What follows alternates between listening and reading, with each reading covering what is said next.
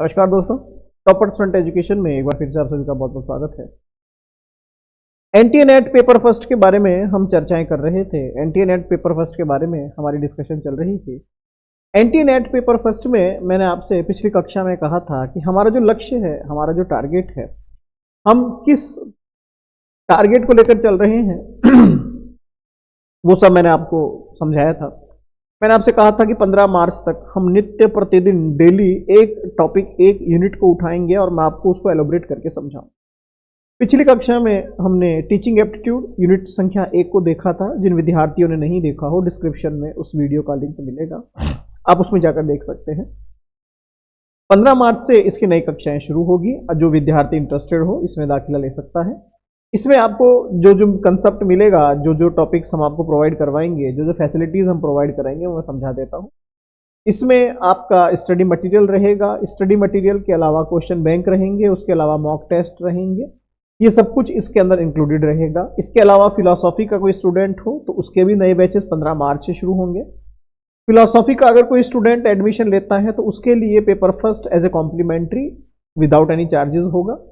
जो फिलॉसफी के अलावा बच्चे हैं जो पेपर फर्स्ट की तैयारी करना चाहते हैं, वो डायरेक्ट एडमिशन हमसे ले सकते हैं। डिस्क्रिप्शन में हमारे एप्लीकेशन के और बाकी सारे डिटेल्स लिखी हुई है, आप देख सकते हैं। तो अब समय खराब ना करते हुए हम अपने विषय पर बढ़ते हैं। हमारा आज का जो टॉपिक है वो है यूनिट संख्या 2, जिसको आप कहते हैं रिसर्च एप्टीट्यूड।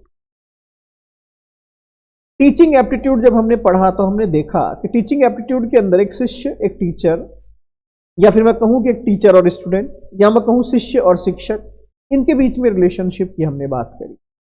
अगर मैं हिस्टोरिकल बैकग्राउंड से शुरू करता हूं तो गुरुकुल सिस्टम से कहानी शुरू होती है, मॉडर्न टाइम में आती है। मॉडर्न टाइम के अंदर टीचिंग जो मेथड्स हैं उसको कितना ज्यादा एफिशिएंसी के साथ यूज किया जाए उस पर इन्होंने बात करी। फिर इन्होंने बात करी कि टीचिंग क्या होती है, टीचिंग की डेफिनेशन क्या होती है, टीचिंग की कैरेक्टरिस्टिक्स क्या होती है, लर्नर जो स्टूडेंट है या कोई भी एक लर्नर है उसकी कैरेक्टरिस्टिक क्या होती है। जब मैं स्टूडेंट कहता हूं या जब मैं लर्नर कहता हूं, लगभग बात एक ही।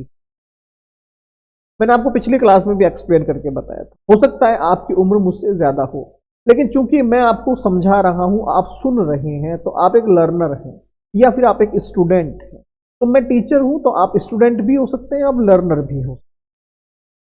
उसकी कैरेक्टरिस्टिक्स क्या होती है, ये जो कम्युनिकेशन हमारे बीच में हो रहा है, ये किस किस तरीके से प्रभावित हो सकता है, ये सारी बातें हमने पेपर फर्स्ट की यूनिट संख्या 1 टीचिंग एप्टीट्यूड में देखी थी। अभी हम यूनिट संख्या 2 रिसर्च एप्टीट्यूड की बात कर लेते हैं। लगभग वैसा ही सिलेबस इसका रहेगा, ज्यादा इसमें फर्क नहीं आप देखेंगे, जैसा टीचिंग एप्टीट्यूड का था लगभग। जैसे वहां पर definition of teachings and characteristics of teachings ये सब था, वैसा ही सेम टॉपिक यहाँ पहला आता है, रिसर्च। मीनिंग क्या है, टाइप क्या है, कैरेक्टरिस्टिक्स क्या है, पॉजिटिविज्म क्या है, पोस्ट पॉजिटिविज्म अप्रोच क्या होती है रिसर्च के लिए। रिसर्च की अलग अलग 2 विधियों के बारे में यहाँ चर्चा की गई। फिर विधियों से ही शुरू किया इन्होंने मेथड्स ऑफ रिसर्च, जिसमें एक्सपेरिमेंटल हो सकता है, डिस्क्रिप्टिव हो सकता है, हिस्टोरिकल हो सकता है, क्वालिटेटिव हो सकता है, क्वांटिटिव हो सकता है, या फिर स्टेप्स ऑफ रिसर्च। यही इसका एक टॉपिक था जो कि सबसे इंपॉर्टेंट टॉपिक है, जहां से प्रश्न आते हैं। इसको आप समझने का प्रयास कीजिए। मैंने आपसे कहा कि आप 1000 आदमियों पर रिसर्च करके आइए और ये पता कीजिए कि जिन लोगों को कोविड की वैक्सीन लगी थी, आखिर उनका स्वास्थ्य कैसा है। तो आपने किसी प्रोडक्ट की क्वालिटी पे काम किया या फिर जनसंख्या पर काम किया, अब ये निर्णय आपका है, मैं प्रश्न आपको छोड़ रहा हूं। मैंने आपसे कहा कि एक काम कीजिए, 1950 में या 1960 में एक बार ऐसी कोई त्रासदी आई थी कि एक बहुत बड़ा तूफान आया था और उस एक विशेष इलाके के 1 करोड़ लोग या 1 लाख लोग मर गए थे। जरा एक बार जाकर देखिए उस इलाके में उस वक्त जो हुआ था, क्या आज भी उसके साक्ष्य हमारे पास हैं क्या? ये कौन सी रिसर्च? रिसर्च का मतलब क्या होता है? रिसर्च, दोबारा से खोजना, पुनः प्रयास, पुनः खोजना। रिसर्च, वापस से हम खोजेंगे। रिसर्च के अंदर थोड़ा सा एक संशोधन करना चाहूंगा मैं आपका। कुछ लोग कहते हैं कि रिसर्च का मतलब होता है किसी भी चीज को खोजना, लेकिन किसे खोजना? तो ये शब्द बड़ा अच्छा डाला इन्होंने, रिसर्च, दोबारा से खोजो, क्योंकि खोज कभी खत्म नहीं होती है। दोबारा से, one more time, one more time, one more time, one more time, एक बार और देख लो, एक बार और देख लो, एक बार और देख लो। इसी तरह से रिसर्च के अंदर जब हम जाते हैं तो कोई विषय खत्म नहीं होता है। यहाँ पर यहां अनंत संभावनाएं हैं, अंतकालीन संभावनाएं। हर व्यक्ति अलग अलग तरीके से सोचता है। तभी तो आपने देखा होगा पीएचडी जब आप करते हैं, जब आप रिसर्च फेलोशिप आपको मिल जाती है, जब आप रिसर्च के लिए जाते हैं, तो उस रिसर्च के अंदर जिस टॉपिक पे आप काम कर रहे हैं वो टॉपिक ऐसा नहीं है कि जिस पर आज तक किसी ने काम ना किया हो। हाँ, हमने कुछ ऐसे टॉपिक्स उठाए, मान लीजिए 10 टॉपिक्स हैं। मान लीजिए मैंने कहा कि जीवन क्या है, पहला टॉपिक हो गया जीवन क्या है। तो जीवन क्या है इस पर तो रिसर्च हो चुकी है, अब आप इस पर रिसर्च नहीं। अब आप ये बताइए कि जीवन क्यों है। जीवन एक यूनिवर्सल टॉपिक हो गया, जीवन क्यों है आप इस पर रिसर्च कर लीजिए, इस पर किसी ने आज तक रिसर्च नहीं। तो ये एक विशेष विषय था, यह एक विशेष विषय है। आप इसमें क्या सोचते हैं मुझे आप ये समझाइए। This is called research. तो अलग अलग मेथड्स होते हैं और ये केवल आपकी रिसर्च में काम नहीं आते हैं। Experimental, descriptive, historical, qualitative, quantitative, केवल आपकी रिसर्च में काम नहीं आते हैं, ये आपकी रिसर्च के अलावा भी बाकी स्ट्रीम्स में काम आते हैं। विज्ञान के अंदर भी रिसर्च होती है। अगर आप देखेंगे जो भूगोल है उसके अंदर भी रिसर्च होती है, किताबों में नहीं, मैं एक्सपेरिमेंटल प्रायोगिक बात कर रहा हूं।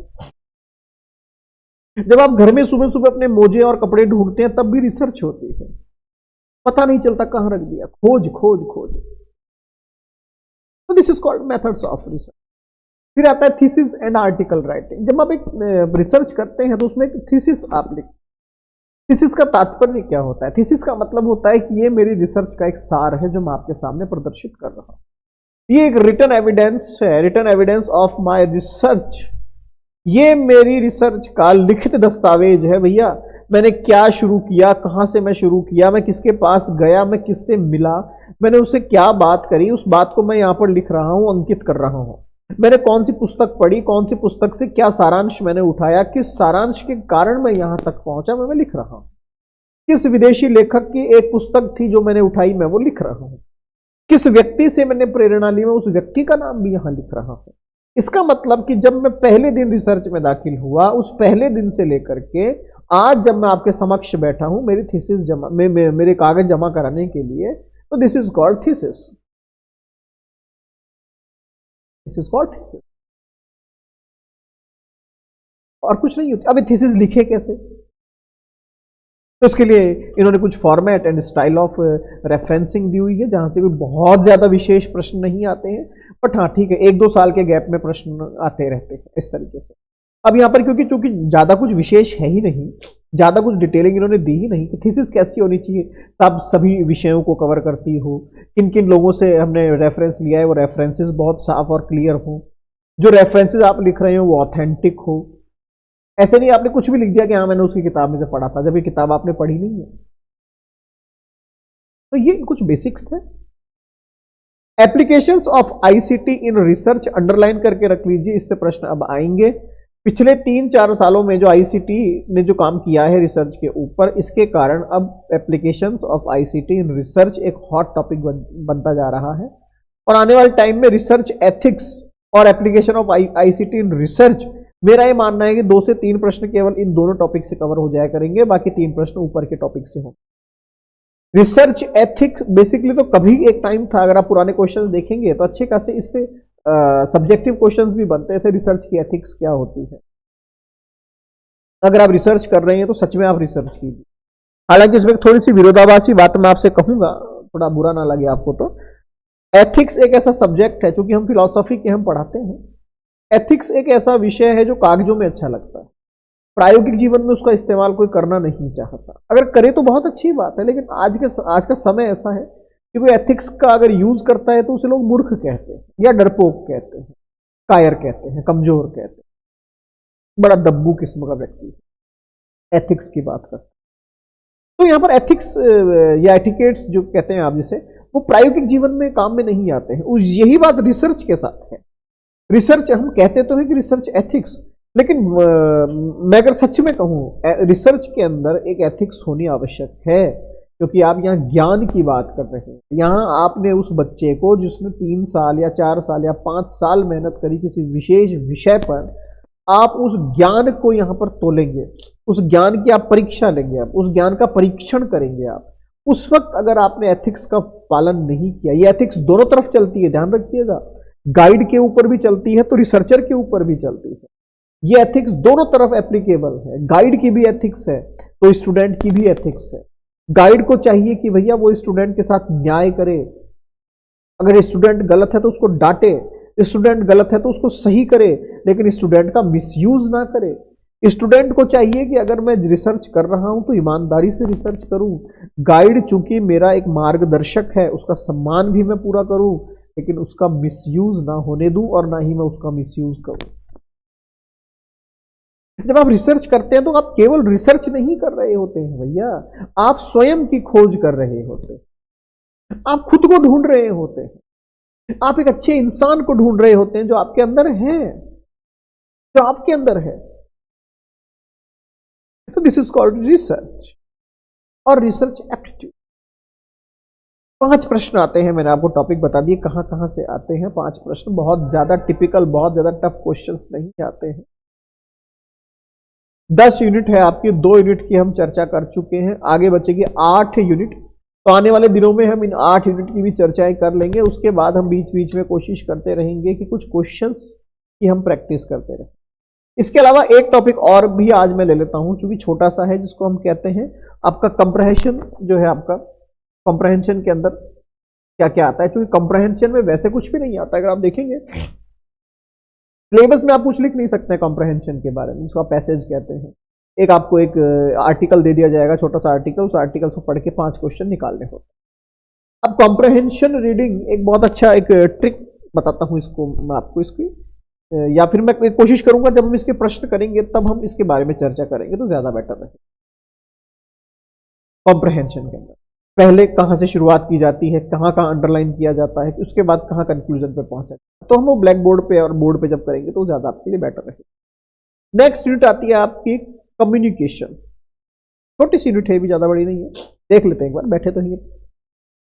कम्युनिकेशन, कम्युनिकेशन मीन्स व्हाट, आज आप और मैं बात कर रहे हैं, दिस इज कॉल्ड कम्युनिकेशन।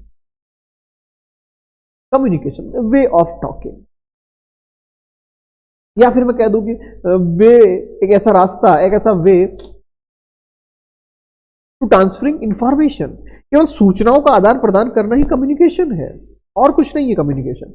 मैं हिंदी बोलता हूं, आप अंग्रेजी बोलते हैं, तो मेरी जो सूचनाएं हैं वो आपके वोकैबुलरी में, आपकी डिक्शनरी में आ ही नहीं रही है, तो आप कहेंगे सब समझ में नहीं आ रहा आप क्या कह रहे हैं। आप अंग्रेजी कह रहे हैं, मैं हिंदी जानता हूं, मुझे अंग्रेजी का ज्ञान नहीं है, तो मेरे हिसाब से मैं आपसे बात नहीं कर सकता। I can't communicate. इसका मतलब क्या हुआ, कम्युनिकेशन के लिए सबसे पहली आवश्यकता वही है जो टीचिंग एप्टीट्यूड में थी, मीडियम, माध्यम ऐसा होना चाहिए जिसको दोनों स्वीकार करते हो, आप भी और मैं भी। मैं दर्शन शास्त्र की बात करूं, आप इतिहास की बात करें, या फिर आप विज्ञान की बात करें, तो आपकी मेरे समझ में नहीं आएगी, मेरे आपको समझ में नहीं आएगी। दोनों को सेम पिच पे होना आवश्यक। कभी आपने देखा होगा एक व्यक्ति अगर लड़ाई कर रहा है, दूसरा व्यक्ति प्यार से बोल रहा है, तो यहां पर संभावना है कि लड़ाई वाला भारी रहेगा, प्यार वाला कुछ नहीं कर, या संभावना है प्यार वाला भारी रहेगा, लड़ाई वाला कुछ नहीं कर सकता। लेकिन दोनों सेम पिच पे अचानक से आ जाएंगे, पॉसिबल नहीं है। जैसे ही दोनों सेम पिच पे आ जाएंगे, या तो दोनों लड़ाई करना शुरू कर दें, या तो दोनों एक दूसरे को मारें, या दोनों एक दूसरे को प्यार करें। लेकिन ये पॉसिबल नहीं कि एक लड़ रहा है, एक प्यार कर रहा है, एक चिल्ला रहा है, एक हंस रहा है, ना, ये पॉसिबल नहीं। तो कम्युनिकेशन का सबसे अच्छा तरीका, कम्युनिकेशन का सबसे अच्छा मॉडल जो है वो यही है कि पहले आप दोनों या हम दोनों एक सेम पिच पे आ जाएं, उसके बाद हम बात करें। आज हम अगर पेपर फर्स्ट की बात कर रहे हैं तो वो सारे विद्यार्थी जो पेपर फर्स्ट की तैयारी कर रहे हैं वो सब ये वीडियो देखें। अब मान लीजिए हिस्ट्री ज्योग्राफी का बच्चा जिसको पेपर फर्स्ट पूरा याद है, वो ये वीडियो क्यों देखेगा, वो देखेगा ही नहीं। फिर आता है वापस से इफेक्टिव कम्युनिकेशन किसे कहते हैं, इफेक्टिव कम्युनिकेशन क्या होता है। कई बार आपने देखा होगा कोई टीचर आपको समझा रहा है, या फिर कोई आप किसी सेशन के अंदर आप गए हैं, या कोई गुरुजी आपके सामने बैठे हैं, ज्ञान दे रहे हैं, आपको धर्म का ज्ञान दे रहे हैं। कई बार होता है कि उन्होंने जैसे ही कहा तो बात दिमाग में सेट हो गई कि गुरुजी ने क्या बात कही है यार। घर जाएंगे तब भी वो बात आपके मनोमस्तिष्क में रहेगी, सुबह उठेंगे तब भी वो बात आपके मनोमस्तिष्क में रहेगी। इसे कहते हैं इफेक्टिव कम्युनिकेशन। जो मैं कहना चाहता हूं मैंने इतना तरीके से कहा है कि कि आपके दिमाग तक मैंने मेरी बात पहुंचा दी है। केवल कानों तक मैंने मेरी बात नहीं पहुंचाई, दिमाग तक मेरी बात पहुंच चुकी है। This is called effective communication. अब इसके लिए बहुत सारे तरीके होते हैं। आप उदाहरण दीजिए, आप कहानियां सुनाइए, आपका जो लैंग्वेज होना चाहिए बहुत क्लियर होना चाहिए, बहुत क्रिस्प होना चाहिए। ऐसा नहीं होना चाहिए कि मिक्सिंग में मैं बात कर रहा हूं। लय और ताल पूरी होनी चाहिए, आई कांटेक्ट बहुत अच्छा होना चाहिए, आसपास का एटमॉस्फेयर बहुत ही पीसफुल होना चाहिए। मतलब मान लीजिए हम दोनों बात कर रहे हैं और बाहर को सब्जी बेच रहा है, तो आप इरिटेट हो जाएंगे, सर या तो इसको चुप कराओ या फिर आप चुप हो जाओ। दोनों में से कुछ भी समझ में नहीं आ रहा, ना तो आलू का भाव पता चल रहा है, ना आप जो ज्ञान दे रहे हैं वो पता चल रहा है। दोनों में से एक को चुप करा दो। तो ये इफेक्टिव कम्युनिकेशन के कुछ मॉडल्स होते हैं। फिर आता है बैरियर्स टू इफेक्टिव कम्युनिकेशन, आलू वाला जो मैंने अभी बताया आपको, ये बैरियर है। पीसफुल अगर आपका एटमॉस्फेयर नहीं है तो ये सबसे बड़ा बैरियर है। फिर जो मैंने स्टार्टिंग में आपसे कहा मीडियम, अगर मीडियम नहीं है तो उससे बड़ा तो कम्युनिकेशन का कोई बैरियर है हो ही नहीं सकता। कम्युनिकेशन आप खुद अपने 2 सेकंड आप इन टॉपिक्स को मेरा वीडियो देख करके 2 मिनट आप इत्मीनान से बैठ करके सोचिएगा, क्या आप पकड़ पा रहे हैं मैं जो कह रहा हूं। बैरियर्स ऑफ इफेक्टिव कम्युनिकेशन, आप अपने बच्चे को समझा रहे हैं लेकिन वो समझ नहीं रहा है, आखिर पूछिए क्यों, सोचिए क्यों, तब समझ गया। And the last, the mass media and society. Mass media and society, तो भैया जी ये कम्युनिकेशन के कुछ टॉपिक्स थे। इसमें बता देता हूं क्वेश्चंस कहां कहां से निकलते हैं ज्यादा। इफेक्टिव कम्युनिकेशन बहुत इंपॉर्टेंट टॉपिक है। बैरियर्स ऑफ इफेक्टिव कम्युनिकेशन, इसमें क्लासरूम के एग्जांपल्स आते हैं। मास मीडिया सोसाइटी ठीक ठाक है। ओवरऑल ये स्टार्टिंग अगर आप 2 टॉपिक देख लेते हैं, सॉरी 3 टॉपिक देख लेते हैं तो आपका काम हो जाता है। Mass media and society uncertain है, श्योरिटी वाली बात मैं नहीं करता। तो भैया जी ये 5 सॉरी कितनी यूनिट हुई अपनी, हाँ 4 यूनिट जो हमने चर्चा करी है। अगली कक्षा में हम बाकी की यूनिट कवर करेंगे। मैंने एक दिन में आज 2-3 यूनिट इसलिए कवर की, कुछ बच्चों ने मुझे कहा कि सर एक साथ आप 2-3 यूनिट एक साथ करवा दीजिए ताकि हमारा टाइम थोड़ा सा कम लगे।